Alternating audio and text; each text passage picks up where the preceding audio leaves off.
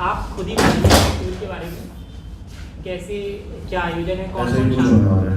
शामिल तोड़ फोड़ों के रंग है। क्या आयोजन है, कैसे क्या होगा, कहाँ कहाँ करेंगे, कौन कौन साथ में शामिल होगा? मैं हूँ, मेरा पूरा बैंड है, मेरे को सिंगर्स हैं। अच्छा ये क्या करूँ, इसको ये दे दूँ मैं? ये हटा दीजिए। हटा दूँ ना?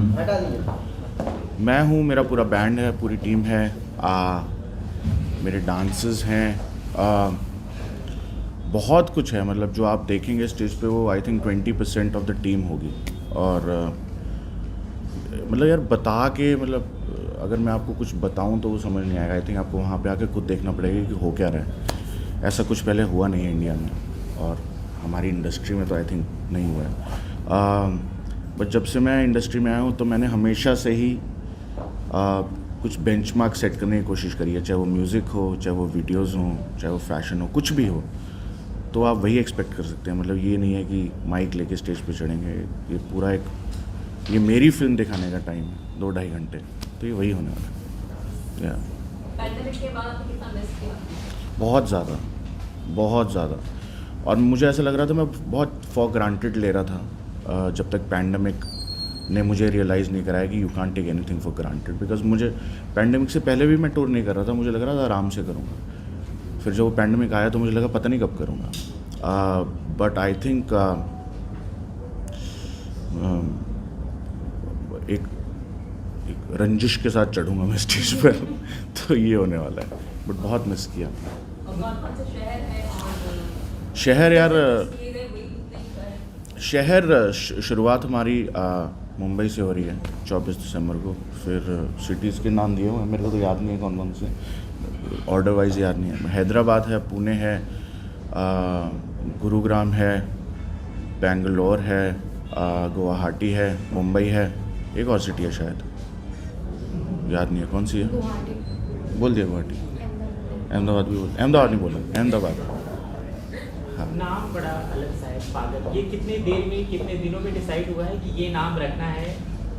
यार जब मैंने सोचा था ना मैं टूर करूँगा, यही नाम सोचा था कि पागल। मतलब बीच में फिर कहते अरे नहीं ये नाम ऐसा है वैसा, मैं कहा यही है जो है, कोई फैंसी इससे ज़्यादा नाम। क्योंकि आई थिंक वो जो पागलपंती जो मुझ में है, जो आई थिंक हर किसी में है, उसकी सेलिब्रेशन है ये। मतलब आप यहाँ पर आके आप you can be your self, which is actually, जिसको लोग पागल है क्या, तो हाँ पागल ही हूँ मैं, तो वो कर सकते हैं। तो शहर के हिसाब से ऑडियंस बदलती है। मुझे तो सारे ही सुनते हैं, तो सिर्फ शहर बदलेगा आई थिंक। हाँ ये कोशिश होगी जहाँ जिस शहर में जाऊँ तो वहाँ के कुछ लोकल आर्टिस्ट के साथ कोलैबोरेट कर सकूँ, क्योंकि काफ़ी बड़ा प्लेटफॉर्म है। और मेरी आदत रही है कि नए और एक्साइटिंग आर्टिस्ट और लोकल आर्टिस्ट के साथ कोलैबोरेट करूँ, तो ये होगा। बाकी otherwise it's a standard show, जहाँ पे जाएंगे आप same he show, because it unfair होएगा ना ऑडियंस के लिए, तो जहाँ पे भी जाएंगे सेम ही शो है। आपका इतना क्रेज ज़्यादा दिल पे लेता नहीं हूँ, मतलब अच्छी बात है होना चाहिए, बट इतना वो दिल पे नहीं लेता। आपके कॉन्सर्ट का इंतजार करते हैं जी। क्या आपका पहला कॉन्सर्ट आपने देखा और आप किस कॉन्सर्ट में गए थे, किसी आर्टिस्ट के कॉन्सर्ट? मैं गुरदास मान जी का कॉन्सर्ट था, मुझे याद है सबसे पहला। मेरे पूरी फैमिली बहुत बड़ी फ़ैन है उनके, और मुझे याद है मैं उनको लाइव देखा था। पंजाब यूनिवर्सिटी में आए थे वो, और मैं उनको लाइव देखने गया था। मुझे याद है मैं बहुत रोया था उनको देख के, मतलब ओवरवेलमिंग एक्सपीरियंस था मेरे लिए। फिर मैंने सतिंदर सरताज हैं एक, उनका कॉन्सर्ट देखा था। तो एक ड्रेक है मेरे फेवरेट आर्टिस्ट, उनका कॉन्सर्ट देखा। ज़्यादा मैंने देखे नहीं, बट ये 3 मैंने देखे और मुझे बहुत बहुत अच्छा लगा। यू नेवर नो, सरप्राइज़ है ये, बता के मैंने सरप्राइज़ ख़त्म कर दिया ना यू नेवर नो, मतलब सब बहुत प्यारे हैं, सबसे मैं बहुत प्यार करता हूँ, सबके साथ मैं टच में भी हूँ। तो I would like to bring them on stage with me as solo I would like them to do their thing. मेरा बहुत मन है कि कर सकते हैं, हो सकता है. 2023 से हम क्या उम्मीद कर सकते हैं, कौन कौन से फिल्म या किसी आर्टिस्ट का कोलैबोरेशन हम एक्सपेक्ट कर सकते हैं? 23 में एल्बम करने की सोच रहा हूँ मैं.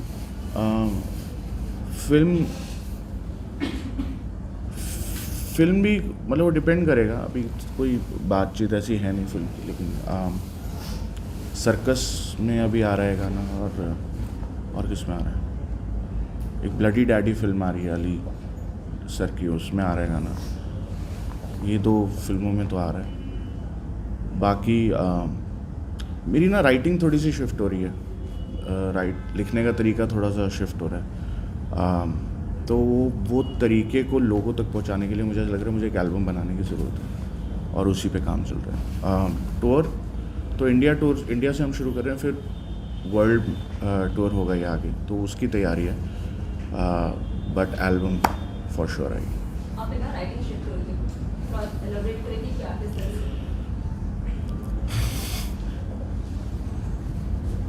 थोड़ा यार प्यार मोहब्बत टाइप के गाने लिख रहा हूँ. मुझे शर्म आ रही है बोलते हुए. लेकिन थोड़ा सा उस तरफ मूव हो रही है राइटिंग. कुछ मतलब पर्सनल मामला पे गाने लिख रहा हूँ, मतलब सब पे लिख लिया, अब अपने पे लिख रहा हूँ. आमतौर पे जब ये टूर होते हैं तो ग्लैमर बॉलीवुड के लोग भी शामिल होते हैं. आप ये पूरी तरीके से अकेले टूर करेंगे कि बॉलीवुड के कुछ लोग बीच में शामिल होंगे? मेरा ग्लैमर बहुत है जी आता है आए एज, मतलब ऐसा कुछ नहीं है. ये मेरी कहानी है और ये मेरी फिल्म है.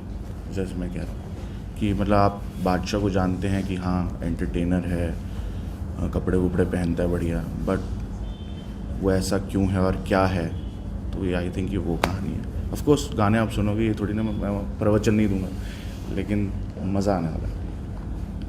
बट ओवर द इयर्स आप इंडियन इंडस्ट्री में कितना इवॉल्व हुआ? बहुत इवॉल्व हुआ है. जब मैंने शुरू किया था तो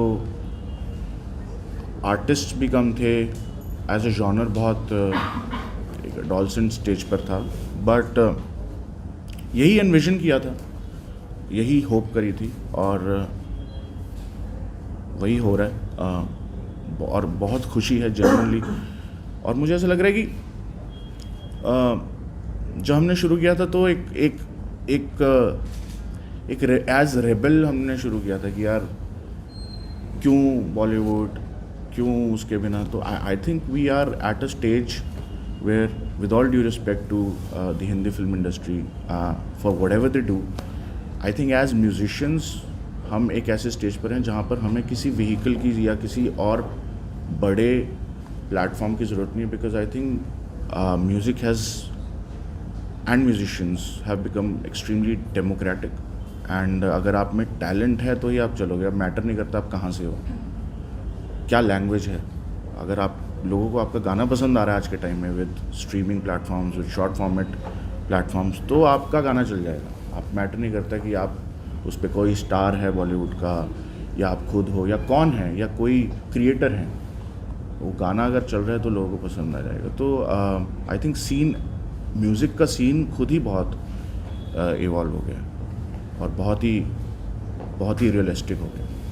काफ़ी आर्टिस्ट काफ़ी जो यंगस्टर है आपको काफ़ी एज इंस्पिरेशन देखते हैं, देखते हैं. तो इस चीज़ को ध्यान में रखते हो अपनी लिखाई पे आप कैसे बता देगा? किसी चीज़ को ध्यान में नहीं रखता मैं, सिर्फ गाने में मज़ा आ रहा है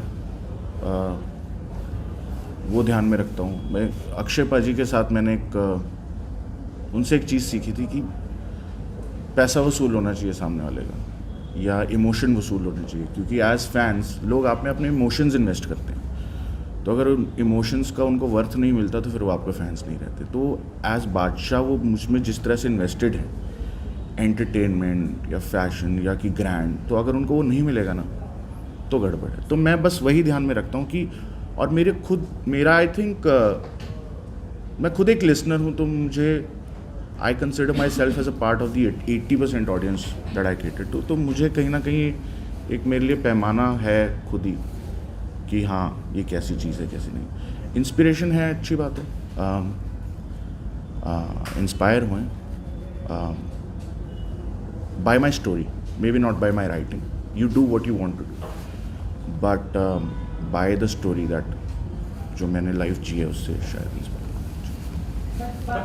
Okay, sir, everybody. So now this is the last question. तो एंटिसिपेशन रहती है कि मैंने पिछली बार ये किया, मुझे उससे बेटर कैसे करना है, क्योंकि नहीं तो कोई फ़ायदा नहीं है ना, नहीं तो फिर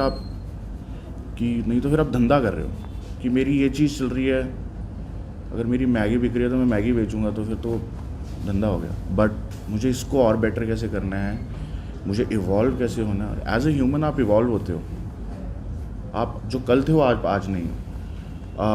So just to be real, to stay real with that emotion is also a part of an artist's job, because an artist expresses, they don't